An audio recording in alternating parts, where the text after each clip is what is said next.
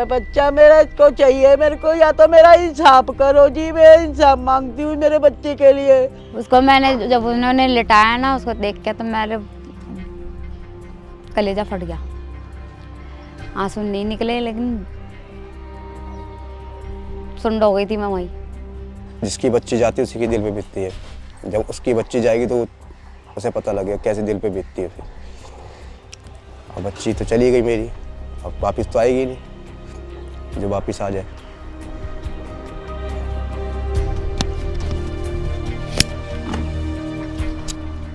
चौबीस फरवरी 2024 को दिल्ली के तुगलक रोड इलाके से एक खबर सामने आई। पता चला कि करीब 1.5 साल की नन्ही सी बच्ची डॉग अटैक का शिकार हो गई। कुत्तों ने उसकी खसबूसू ने पता नहीं खींच के ले गए मेरे बच्चे को, चीरम फाड़ी कर दी मेरे बच्चे की लग रहा है। और कैसी जान निकली होगी पता नहीं मेरे बच्चे के। मुझे तो यही थे, यहाँ डीजे चलते थे कोठी में, आवाज नहीं आई, किसी को आवाज नहीं आई मेरे बच्चे की। शुरुआती रिपोर्ट्स में इसे आवारा कुत्तों का आतंक बताया गया। हालांकि बीइंग अ जर्नलिस्ट हम ये पता लगाने निकले कि शुरुआती रिपोर्ट्स में जो बात निकल कर आ रही है वो कितनी सही है। इस पड़ताल का पहला हिस्सा रहा उस फैमिली से बात करना जिस पर इतना बड़ा दुख का पहाड़ टूटा है। हम लोग 93 से यहाँ पे रहते हैं। दिव्यांशी मेरी पोती थी जी, किस बीच में बाहर चली गई है ये नहीं मालूम पड़ा किसी को भी। ये हादसा जब हो गया है उसके 15-20 मिनट बाद में पता लगा हमको कि किसी ने आके बताया कि आप लोग का बच्चा तो नहीं गुम है। जब हम अपने बच्चे को देखा तो हमारा बच्चा वो नहीं है। जब हमने हमारे भतीजे ने वहाँ पे जाके देखा है तो वो हमारा बच्चा था। जब तक उसको कुत्तों ने ख़त्म कर दिया था। शूट पर निकलने से पहले मामले पर ठीक ठाक रिसर्च की, जिससे काफी कुछ समझ आया। समझ ये आया कि परिवार तो इसे स्ट्रे डॉग हमले का मामला बता रहा है, लेकिन दावे और भी हैं।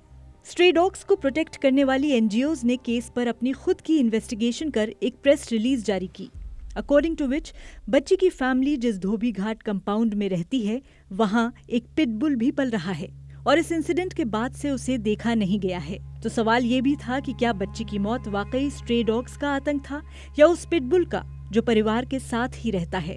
इन तमाम रिपोर्ट्स को पढ़ समझकर हम पहुंचे दिल्ली के तुगलक रोड इलाके में।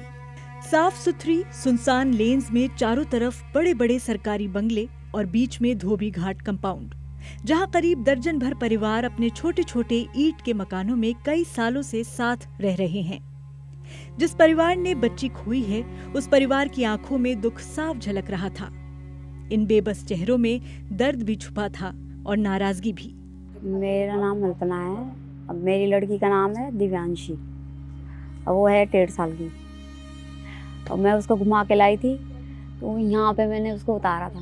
यहीं सब बैठे हुए थे, बच्चे भी खेल लेते यही छोटे छोटे। और वो पता नहीं कैसे चली गई और मैं अंदर गई थी, काम कर रही थी। मैंने कहा ये लोग देख लेंगे। और भीड़ में पता नहीं कब निकल गई बाहर। गेट के बाहर नहीं जाती थी वो कभी भी, इतनी दूर तो कभी नहीं गई। अब मैं क्या करती, उसका बहुत बुरा हाल था, देखने लायक नहीं था। जब भैया ने उठाया था वो भी बेहोश हो गए थे रास्ते में। थोड़ी सांसें चल रही थी, पुल के पास उधर लाल बत्ती पे वो खत्म हो गई थी। जब आया तो देखा यहाँ भीड़ थी काफ़ी लोगों की, तो कोई कुछ बताने को राजी नहीं हुआ, कैसे हुआ, क्या हुआ, क्या हो नहीं हुआ, कुछ बताने कोई नहीं। तो साथ में पड़ोसी हैं, रिश्तेदार भी थे, तो उन्होंने बताया भाई तेरी लड़की को कुत्ते खींच के ले गए। तो मेरी लड़की को कुत्ते खींच के ले गए। मैंने कहाँ से ले गए? तो उन्होंने बाहर खड़ी थी, खड़े होकर म्यूजिक सुन रही थी, क्या था वो गली में पहुँच गई। यहाँ तक पहुँचने के बाद उसे कहाँ से कुत्ते ले गए, कहाँ से नहीं ले गए। फिर छोटा वाला भाई गया है, उसको किसी ने बताया यहाँ पर आके। तो जब भागा तो उसको देखा तो पूरा खून में लथपथ थी। 5 कुत्ते उसे नोच रहे थे। जब उसे नोच लिया है ख़त्म तो उसकी मृत्यु तो जब ही हो गई थी। 1.5 साल की बच्ची में बचा क्या उस टाइम जब 5 कुत्ते नोच रहे। तो इसलिए मैं तो देख नहीं पाया उसे बिल्कुल भी। जब मैं आया तो ये लेके हॉस्पिटल चले गए थे। जब अगले दिन हॉस्पिटल गया तो उसका पूरा पैर, कान तो था ही नहीं, समझ लो, आँख भी नहीं थी एक। ये पूरा खोद खाद के ख़त्म ही कर दिया उसे। अब उस चरी सी बच्ची में क्या जान रह गई? 1.5 साल की बच्ची में क्या कितनी जान होती है? 5 कुत्ते नोच रहे होंगे, तो कैसे चीख रही होगी। और किसी की आवाज़ नहीं पहुंची, किसी ने देखा है नहीं देखा, अंदोरी कर दी। जब देखने वाले ने जब देख लिया था उसी टाइम लड़की को छोड़ देता तो मेरी लड़की मरती, कोई बच जाती हो, पर नहीं छोड़ा ना उस बच्ची को। परिवार आरोप लगा रहा है कि वो आवारा कुत्ते जिन्होंने उनकी बच्ची की जान ली, उनकी देखभाल इसी इलाके में रह रहे कुछ लोकल रेजिडेंट्स करते हैं। ये पहली दफ़ा हुआ है जी ऐसा। एक बारी खाली ये जो कुत्ते हैं जिन्होंने हमारे बच्चों को मारा है, इन कुत्तों ने हमारे भतीजे के बच्चे के ऊपर अटैक किया था। तो जो इनको खाना खिलाने के लिए आते हैं उनको वार्न किया गया था, कि बताया गया था कि आप अपनी मैडम को बोलो इनको कुत्तों को संभालें या तो अपने पास रखें, क्योंकि ये बच्चों पर अटैक कर रहे हैं।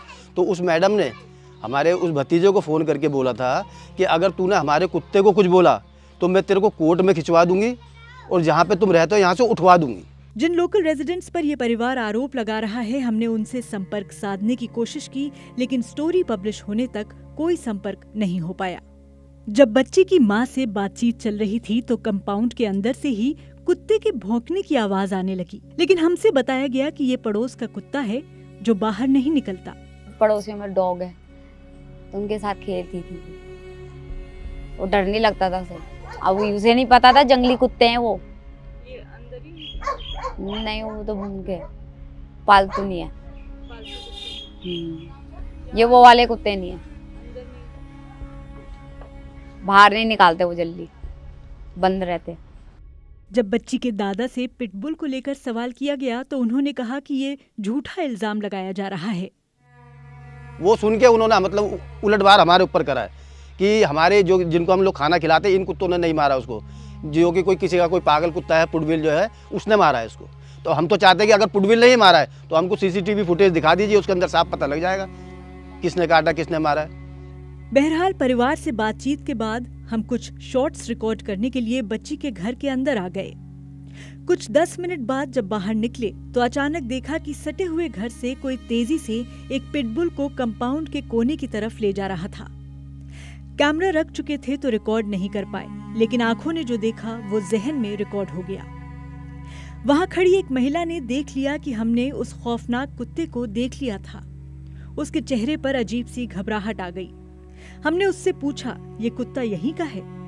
उसने आंखें नीचे करते हुए धीमे से बोला, नहीं, किसी और का है। हम समझ गए कि हमने कुछ ऐसा देख लिया है जो हमें नहीं देखना था। पिटबुल उस कंपाउंड के एक कोने में छुपा दिया गया। उसकी पूंछ अब भी दिख रही थी।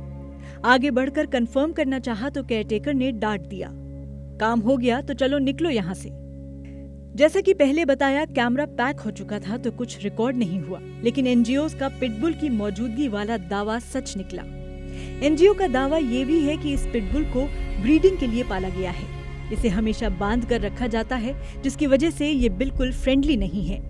अब रही बात कि फैमिली क्यों छुपा रही है, जाहिर है कुछ तो प्रॉब्लम है, छुपा रही है ना, नहीं तो क्यों छुपाएगी। और ब्लेम आप डाल रहे हो स्ट्रीट डॉग्स पे और उस औरत पे जो उनको खिलाती है, और ये कुत्ते जो हैं स्ट्रीट डॉग्स जिनको खाना खिलाया जाता है वो इस कंपाउंड में आ भी नहीं सकते, तो आप उन कुत्तों को क्यों ब्लेम कर रहे हैं। और मैं तो ये फिर से बोलूंगी कि प्लीज वो पिटबुल, और आई एम श्योर वहां कैमरास भी हैं, प्लीज एविडेंस शेयर कीजिए अगर कैमरास है वहां, क्योंकि मैं ये मानने को तैयार नहीं हूं कि पिटबुल का इन्वॉल्वमेंट नहीं है।